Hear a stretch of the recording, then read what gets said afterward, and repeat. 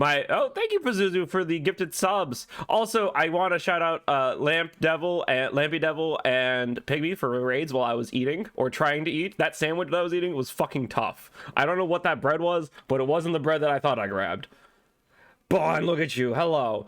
And this is the presentation class. This is the presentation called The Last Raven of Odin, alternately known as How I Inherited the Nine Realms and Then Grew Tits About It. Dan, thank you for the gifted sub to Bon. Welcome to the unkindness, y'all. The bread fighting back. Dude, the bread got hands. My jaw hurt. It hurt. It fucking hurt. Okay. Make sure I'm in the right window. Lore. Let's just watch this lore video. And yeah, this is the trolliest thing I could do to you guys. You're about to buy us up. Okay. I think I cut this at the wrong side, but we're gonna watch this. Can you guys hear that? Wait.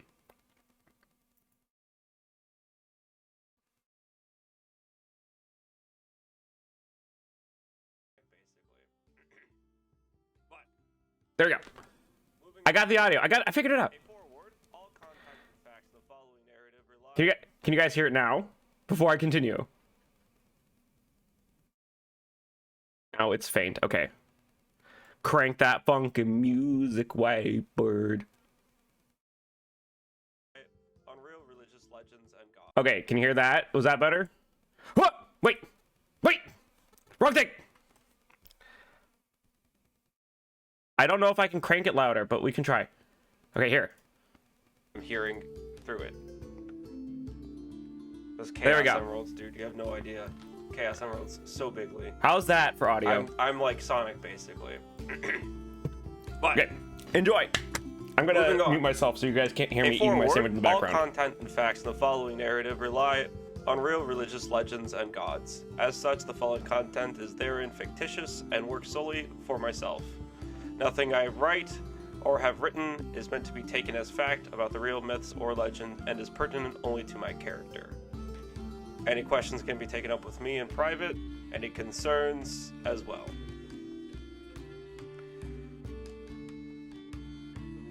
In the beginning, there was a thread. Its end and start unsure of itself.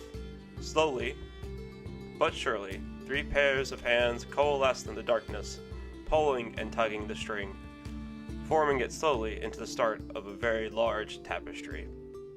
Eventually, from those hands, 3 maidens came forth, Uldur, Varalnandi, and Skold.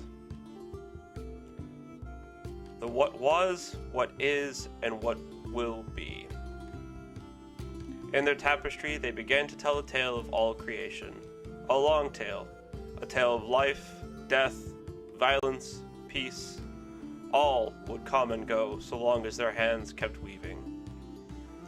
This was the story as told to us by my father and to him by Odin. Fate, as it happens, played a large part in the goings-on of Asgard. Odin, as you may know, was fated to kill his grandfather Ymir. Odin fated to be killed by his grandson Fenrir. The young kill the old, whether by apathy or intent. Death, after all, was one of the first concepts the Norns weaved. Among his many adventures and legends, Odin was granted a vision of the end of his life, and all that he formed with the body of Ymir. Ragnarok, as it would be called, the death of the world at the hands of Surtur, and the many offspring of Loki. Try as he might, he was pitted against fate. The fall of the gods was always a fixture in what could be, what would be, and what will be. Or, so he thought. The vision he was given was incomplete, imperfect, not due to the hands of the Norns, but due to the incomprehensible paths that Odin was shown. These paths, as it would be revealed, were decided by his own fears and decisions. But I'm getting ahead of myself. When the first humans were crafted from the ash trees, Odin, in his blossoming wisdom, gave forethought to the violence he would have imparted on their minds by his sharing of life. War, he decided, would be his domain, his responsibility. For this reason, he felt only he could start or stop the war. For this, he thought he would need harbingers, and body takers, beings to bring the honored souls to his doorstep. In this moment, from his mind sprang forth two beings. The first, and most important, were the birds of this devastation, the ravens. To them he gave many gifts, among them language and immortality. He named these birds, but their names were shortly forgotten, as the titles they would give themselves began to take over. Hugin and Munin is how they would be called. Second, the bearers of warriors, the Valkyries, his daughters. To each he gave them wings and spears and armor, so that they may fly with speed to the sides of the honored chosen. But both parties would be guided by his holy spear, Gungnir. From Asgard he would throw it, and into the ground of war it would pit itself. Not long after their creation, Hugin and Munin created their first nest among the branches of Yggdrasil, and laid their first eggs. These children, they decided, would aid Odin in any way they were needed, for there would be far too many humans for two ravens to fly to every day. They also reasoned that should they grow weary of their post, they would need successors to step in and take their place. Thus, my siblings and I were born.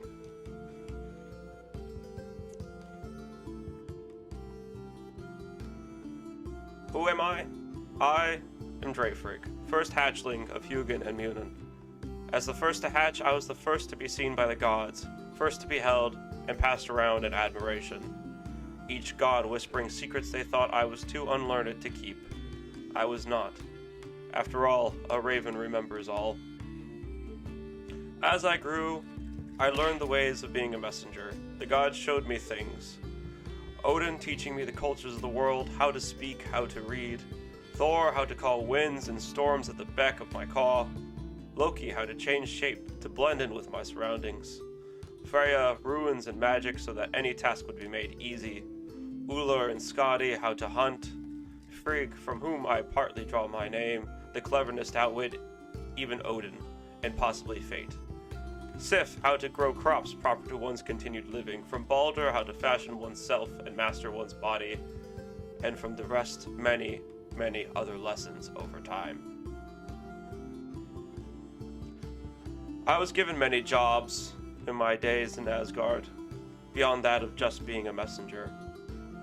During his many exiles, I became a sort of ward for the wandering and mischievous Loki. As I knew how he thought, and I knew his magics, I was able to track him easily without being found, a skill that would be useful in the future. When there was disease among the humans, and Frigg sought to ease them, I would be tasked with hunting the plague bearers and bringing their life to an end. For my eye was keener than most of my brothers and sisters, and I flew the fastest. At one point, I was even asked to jab out the eyes of a king who dared to lust after Freya while she flew through the air one day. I was, probably, the first jack of all trades.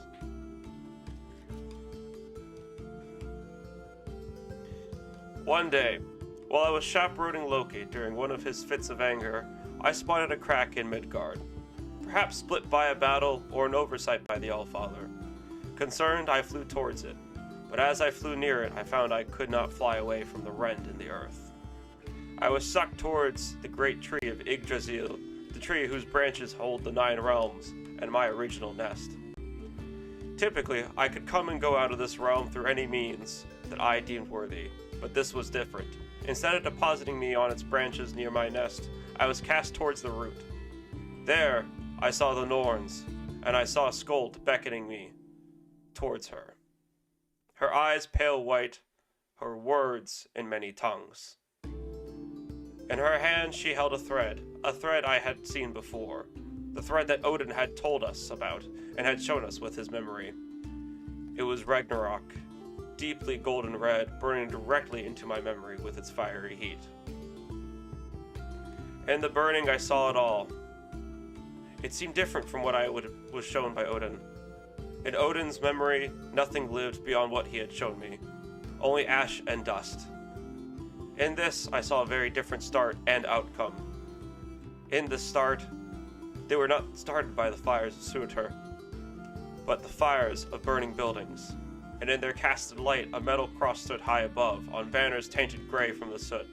Men in scales and plates resembling that of the great Fafnir and Nidhogger brought mighty swords down upon the head of Odin's chosen. In the skies above, the tales that I was familiar with unfolded. Soon, those figures faded to a landscape of bodies and dust. Standing amongst them a figure, simultaneously human and inhuman. They faded. Now they stood over Odin's body, perched on a well wall. The figure plunged their hand into their own eye and cast it and Odin into the well. Out of the well came an orb, and when they took it, the vision began to fade.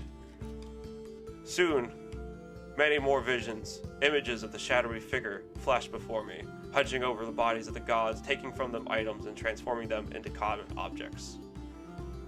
Then, they walked away, the looming clouds, from the fires behind them, and nothing but an empty horizon in front of them.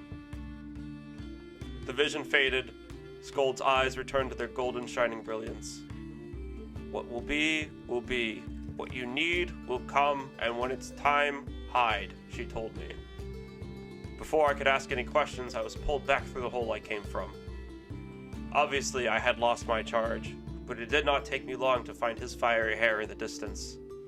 He was not prone to wander, just to destruction. Hundreds of years passed by, and still nothing came from that encounter. And just when I thought it was no longer relevant, it happened.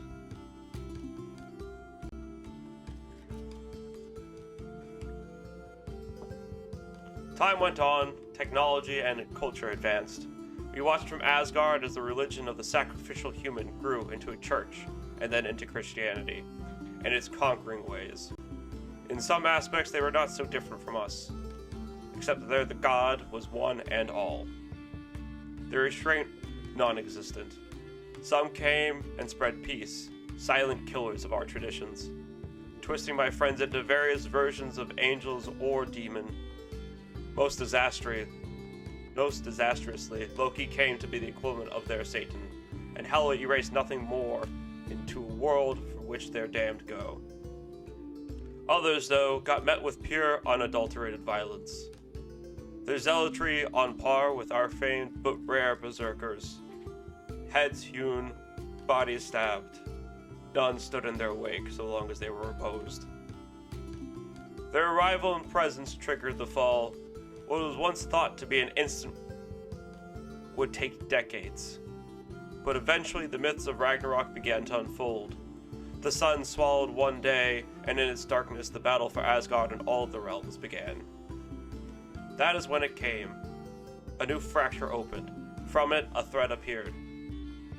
Without any form of control, I nipped at it with my beak. In an instant, I was pulled through with it. Though this time, Yggdrasil was not before me, but instead I was stuck in Anhamarni's void. The only light, that of the thread before me, it spoke to me there in the voice of the Norns, harmonious. Change, hide, return. When I pushed for answers, it repeated. Changed, hide, returned.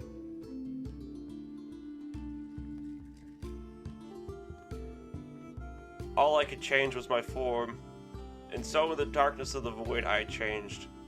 Hide is what it told me, so I took the form of a human, as that was the only thing I knew to hide from.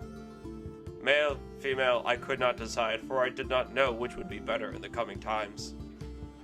I took the countenances of the gods I knew in my head, and tried my best to form a face that would allow me to hide amongst the humans, in a recognizable but fair shape. A guise I'm sure I would have had to keep for all the eons to come. Once I was done, the voices came again. Clothe yourself, nakedness will not do. Before me, clothes appeared. Changing in a weightless void was not an experience I enjoyed, nor one that I would encourage. Once I was done, the string spoke again. Return was all that it said. The void opened and I was spat out like a bad piece of meat. Onto my clothes the thread wove itself, creating an intricate and pretty design. One I had never seen before, but one I knew I would have to keep secret. I landed on my hands and knees. The sensation of this human form while I had taken a similar form before, was not one I was accustomed to. I fell down, unable to stand. My hands and knees met the ground with a sickening squelch. I looked up. Before me was a landscape caked in blood, ash, and bodies. I knew immediately that my figure was me, and that vision that I had was also me. Stumbling, tumbling, crawling, I searched desperately for any survivors. I found none. Friends, family, strewn about, their enemies also dead at their sides. Ragnarok had come and passed, its terrible hand over the gods. I knew what I had to do. I had to find him. It took me a while, hours perhaps, days, but I found Fenrir. Using a nearby sword, I cut open Fenrir and took out Odin's digesting carcass. I tried to change form and found that I could not. Whether it was the trauma or something the Norns did, I did not know. So I began to journey to the Well of Mimir, the fabled well from which Odin drew his nigh unchallengeable wisdom and sight. Once I reached it, I was tired and sore.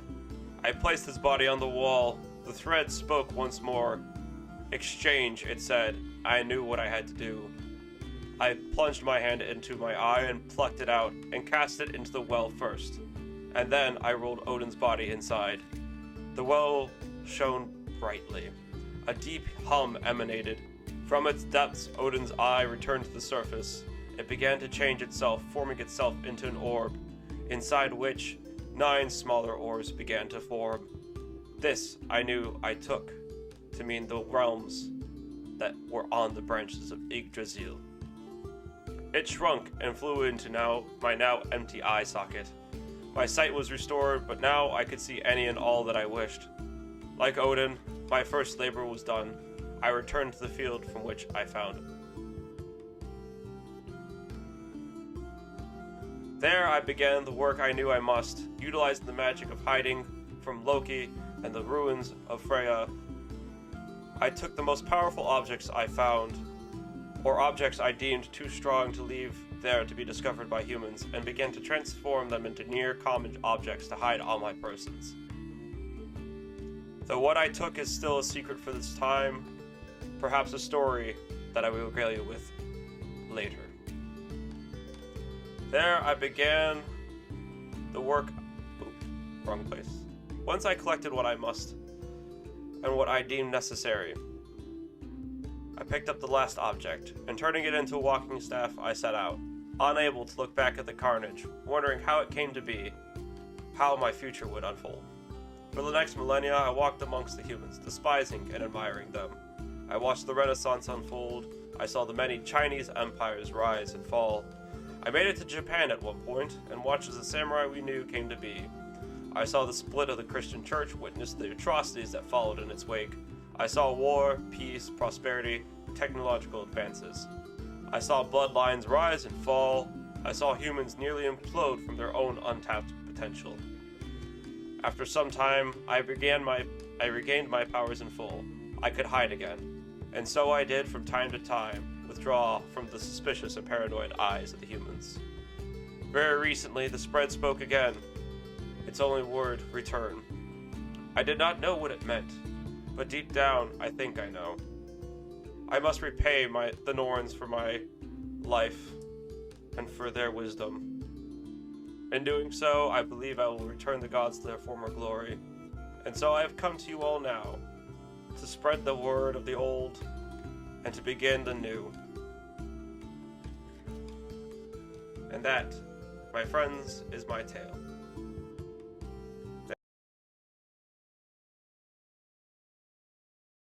All right, quiz time.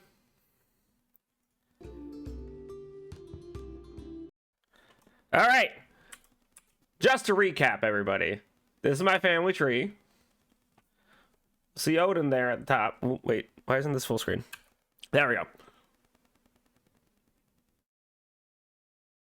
I'm not going to count off for spelling. All right, so this is my family tree. We got Odin here at the top, creating Hugin and Munin, my parents. Then there's me. Then I got my brother Verdun.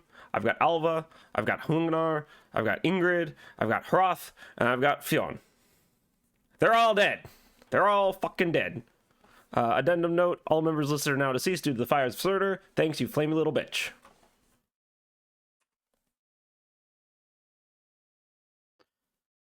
These are a list of my natural powers before the Ragnarok, just so everyone's aware. Genetically enhanced sight, hearing, smell, cognition, memory, and size.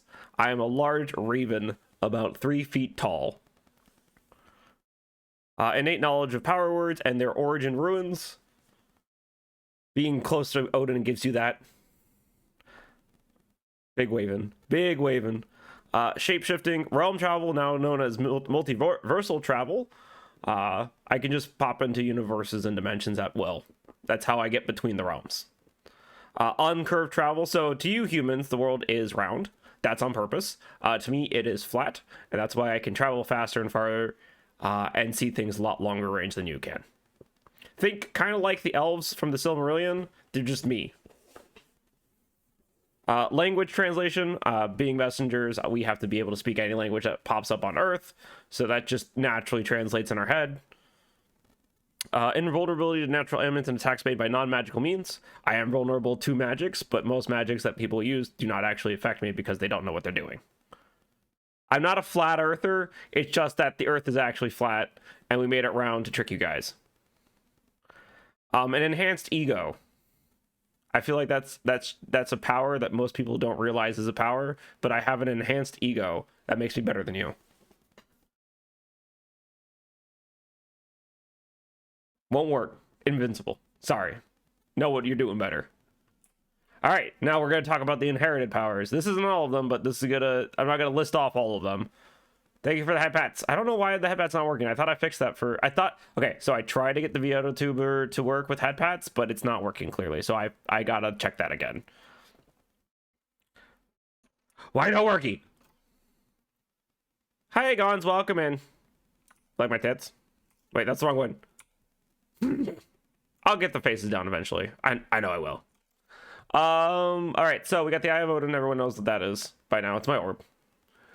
We got the Weapons of Gods, the Raiments of Gods. So anything that they had on them that was considered too powerful to leave in human hands, I took. And I now use them at will. Perhaps you know my staff. It's Gungnir. I hide it as a staff because, well, walking around with the spear makes people nervous. We got the Venom of Jormungandr. That's hidden in a giant vat underground somewhere. Don't worry about it. We got the Pelt of Fenrir. That's the fur that you see on my coat at all times. We got the Fires of Surtur. We got the Frosts of well, I don't know why I didn't put that, but the Frosts of Ymir, which were kept when Ymir was slaughtered. We got the Loom of the Norns. Yes, I can just go about mucking with your fates if I choose. I don't because it's too much effort. Thank you. Nice PNG. Thank you. And then we got Asgard's treasury. So if you ever wondered why I'm so goddamn rich, it's because I just inherited all the treasuries. And I just continue to grab coins whenever I can. All right, so short about me section. Born about 100,000 years after the creation of Midgard. Sex, born male, now agender, so any pronouns work. Attraction, bisexual. Everyone should know that. Absolute feral. That's a thing. I am 5'10" in my OG form and my royal forms, and I am 5'9" with boobas. I'm about 175 pounds in all forms. My hair is black with blue iridescence, similar to ravens and crows would be. My eye is golden yellow, and my left one is completely blind, often shown as white, whited out. Well, when I'm a humanoid, yeah. When I'm a raven, I should put that in there. When I'm a raven form, I'm about 3 feet tall. So I come to most people's hips, I would say. The top of my head reaches their hips when I'm standing. Notable traits, I have pointed ears because I stole that from the elves. The elves kind of look cute in them. I was like, well, this is cute. Humans do not like pointed ears. No matter how hard you try, you can't get them to actually like pointed ears when they're, in front of them. In books and manga and whatever, yeah, sure, they love that. But as soon as you show up with pointed ears, it's like, what? Ear feathers. So not this form, but OG form has a feather that sticks out of the ear. It's actually attached to the skin, not something that I plucked and put there. Black finger talons or painted fingernails are actually black naturally. And pale skin. And my astrology level, I can speak. I can speak, I promise. I can speak. My astrological side is a Capricorn. All right, let's go over likes. Likes, birds, all minus seagulls. Fuck them. Cats, I have 2. As you guys may have seen pictures over time, Hector and Bear. Dogs, I really want a dog, but I cannot afford one or have the time for one. But if anyone ever bought me Bernie's Mountain Dog, I would love them forever. Music, I will listen to almost anything at least once. Doesn't mean I will listen to almost anything.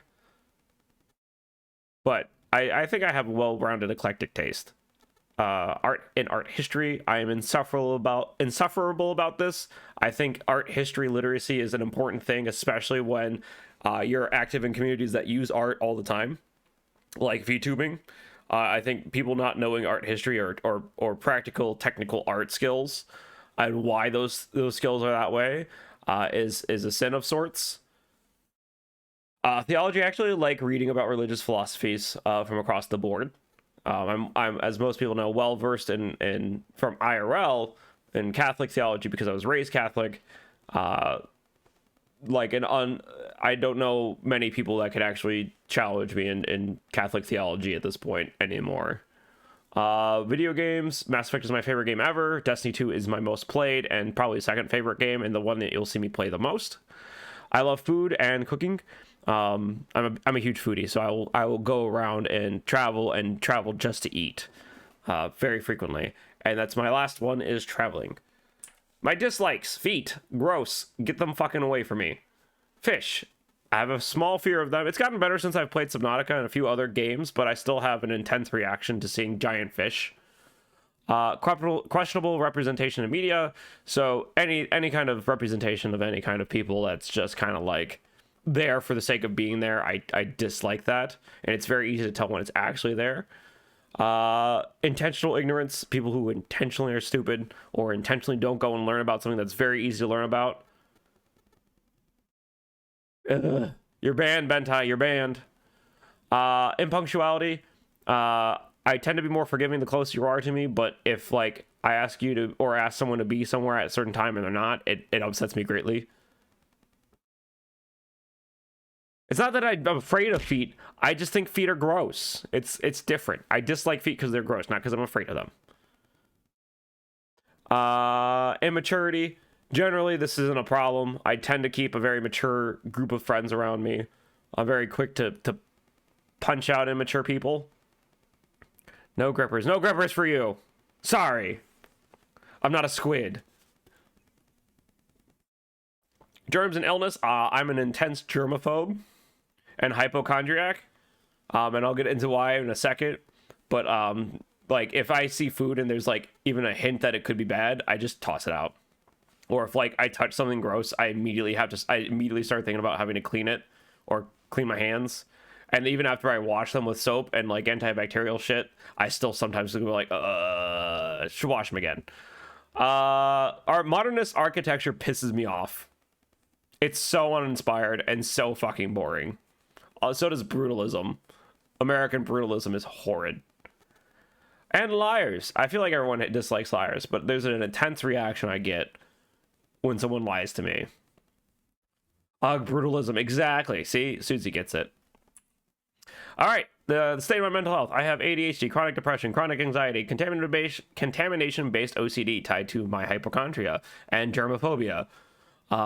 As I said a little bit earlier, if like something gross touches me or if I feel something is gross and it gets close to me, I immediately feel like I have to take a shower. Brutalism is what happens when people with no imaginations are allowed to touch architecture. That's what happens. You should look it up. I couldn't really show you right now because we're in the middle of the presentation. And then that little tiny note at the bottom, Crockett thinks I have autism, but I just think it's an overlap between ADHD and autism. So there's that. I haven't really explored that because it's money and time and effort. Obviously, everyone knows that Croc and I stream every Friday and Sunday morning EST. We have that handy little http:// Drayka.net. And we have this nice little video you guys can watch. At Drayka Insurance, we offer only the best in quality assured content creation. What? Our founders pride themselves on fun, co-hosted streams for humans, birds, and everything in between. Will you play Minecraft? No. I've done all I can do. You have to whistle. I'm trying! I'm trying! Playing quality games and providing you with a warm and cozy experience that leaves you feeling safe and protected. Miyazaki, go fuck a sucking dick and shove a... Drake Insurance's covers car. Oh, how has your day been? Every stream is a fun, family-friendly time, focusing on bridging people from all different kinds of backgrounds. Can you please show ass? Spider boy, show. With Drayba Insurance by your side, we guarantee you an exciting way to start or end your day. So why not try us? And we will protect you from bad times and sad thoughts. So choose Drayba Insurance, the better way to save fun. Oh, it was right on his dick! Show ass, exactly. So that's Drake Insurance, guys. At Drayba, Everyone knows that. And that's it. That's the presentation. Thanks for sitting through it. You now all know my lore. You are now complicit in knowing things. Congratulations. Does anyone have any questions? I will answer them at this time.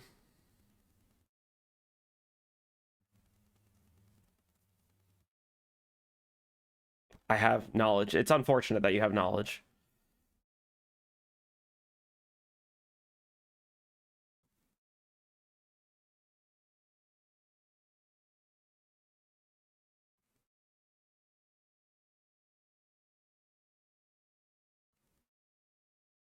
Thanks.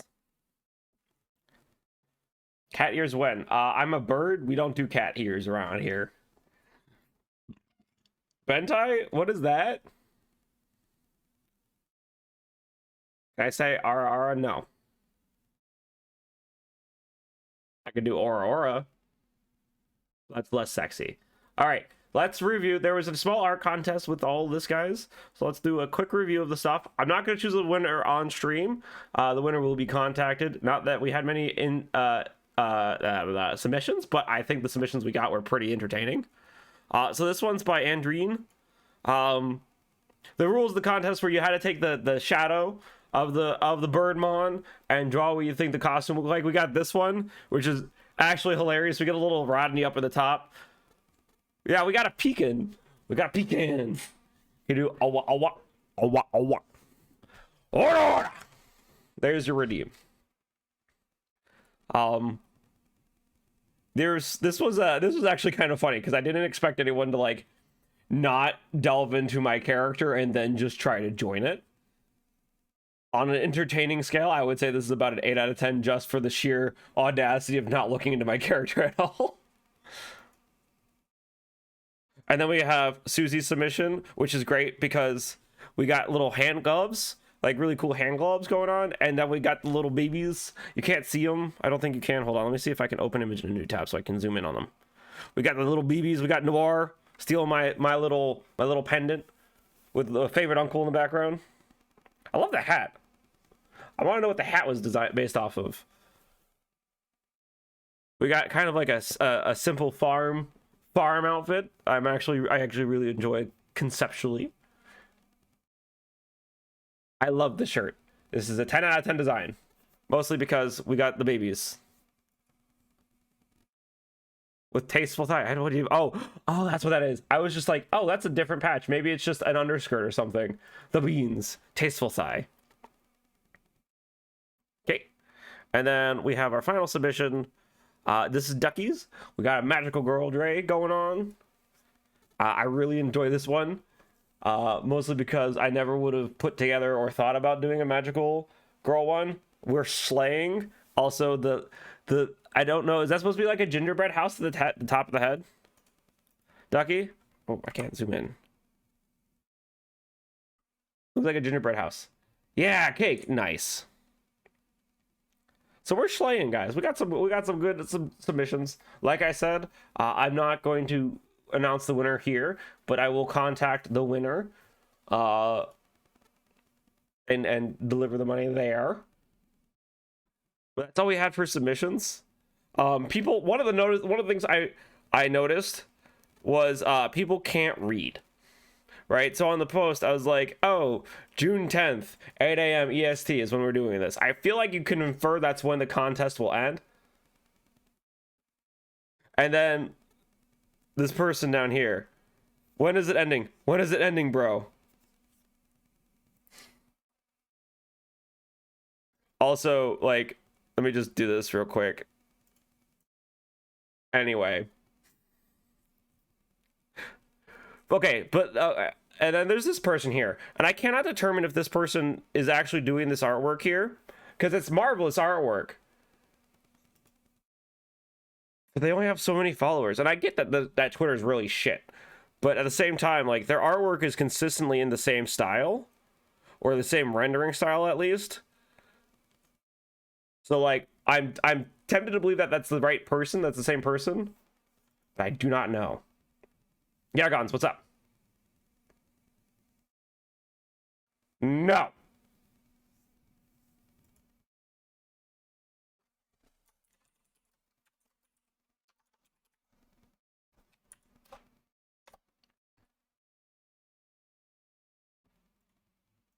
I didn't see that, guys. Listen, I'm dumb, alright?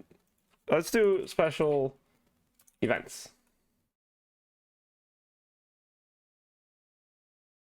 Okay, so we have some options, guys.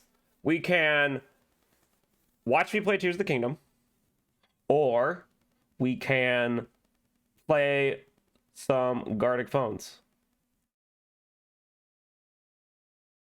I'm just deaf, all right? Listen.